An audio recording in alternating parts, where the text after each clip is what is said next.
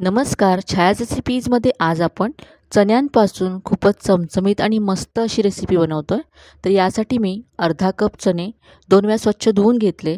यानंतर 5 ते 6 तास हे मी भिजत ठेवले होते. तर अगदी सॉफ्ट झाले चणे. आता हे चणे आपल्याला वाटून घ्यायचे आहेत. हे मी मिक्सरच्या भांड्यामध्ये काढून घेते. यानंतर यामध्ये अर्धा चमचा जिरं घालायचं आहे आणि अर्धा चमचा इथे मी धने घालते. आता हे वाटून घेऊया.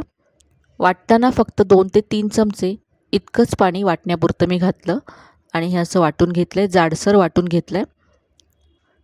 वाटायला थोडासा जास्त वेळ लागतो. पल्स मोडवरती मिक्सर चालू बंद करून वाटून घ्यायचं आहे.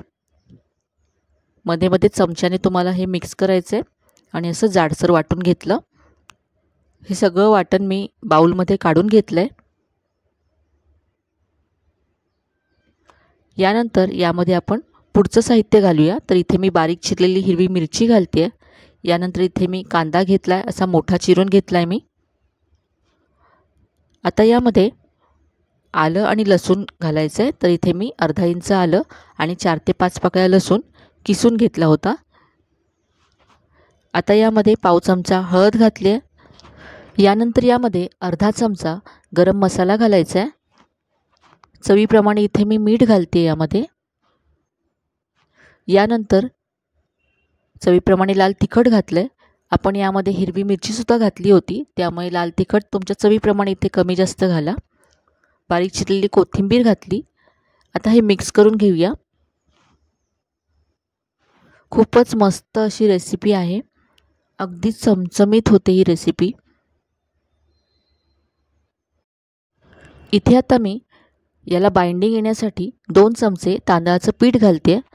तांदळाचं पीठ नसेल तर तुम्ही इथे बेसन घालू शकता किंवा अरारूट घालू शकता 2 चमचे. आता हे मिक्स करून घेऊया. तांदळाच्या पिठामुळे हे खूपच कुरकुरीत होतात. आपण याचे आज पकोडे बनवणार आहोत. अगदी मस्त क्रिस्पी असे पकोडे तयार होतात आणि थंड झाल्यानंतर सुद्धा हे पकोडे तितकेच क्रिस्पी राहतात. तर फक्त बाइंडिंगसाठी इथे आपल्याला तांदळाचं पीठ घालायचं आहे. जास्त तांदळाचं पीठ इथे घालायचं नाही आहे. जास्त जर तांदळाचं पीठ झालं तर जी चण्यांची आपली टेस्ट आहे ती राहणार नाही इथे. यामध्ये मी 1 चमचा तेल घातलं. यामुळे मस्त खुसखुशीतपणा येईल रेसिपीला. आता याचे पकोडे बनवायचे आहेत, तर असे गोल बॉल बनवायचे नाही आहेत. असंच आपल्याला हे पीठ तेलामध्ये सोडायचं आहे. पहा. तर इथे आता मी तेल गरम करून घेतलं आहे. तेल व्यवस्थित असं गरम करून घ्यायचं आहे आणि आता गॅसची फ्लेम मीडियम करायची आहे आणि हे पकोडे तेलात सोडायचे आहेत.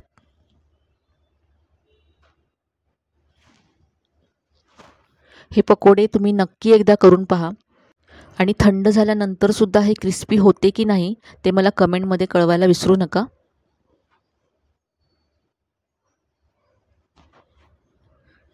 तर इथे पहा पकोडे मी तेलामध्ये सोडून घेतलेत. आता हे आपण छान क्रिस्पी होईपर्यंत फ्राय करून घेऊया. संध्याकाळच्या वेळेस चहासोबत खाण्यासाठी अगदी मस्त अशी रेसिपी आहे. मुलांना काहीतरी चटपटीत जर खायचं असेल, चणे भिजवलेले असतील तर अगदी 5 मिनिटामध्ये होईल अशी रेसिपी आहे.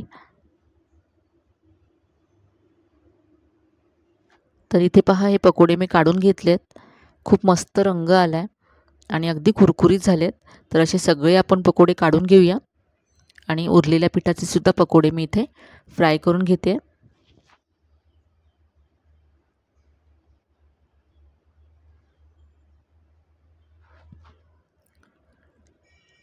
तर इथे तुम्हाला पाहूनच कळत असेल की हे पकोडे किती कुरकुरीत आहेत.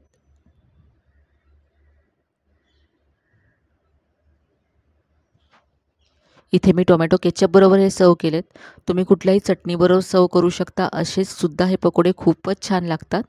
पाहू शकता आतपर्यंत अगदी मस्त क्रिस्पी झालेत.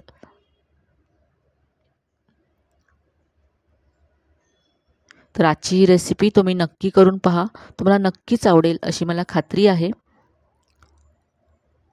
आजची रेसिपी तुम्हाला कशी वाटली कमेंटमध्ये कळवायला विसरू नका. रेसिपी जर आवडली असेल तर व्हिडिओला जास्तीत जास्त लाईक करा, शेअर करा. चॅनलवर नवीन असाल तर चॅनलला सबस्क्राईब करायला विसरू नका. चला तर मग पुन्हा भेटूया अशा छान छान आणि नवीन नवीन रेसिपीसह. तोपर्यंत धन्यवाद.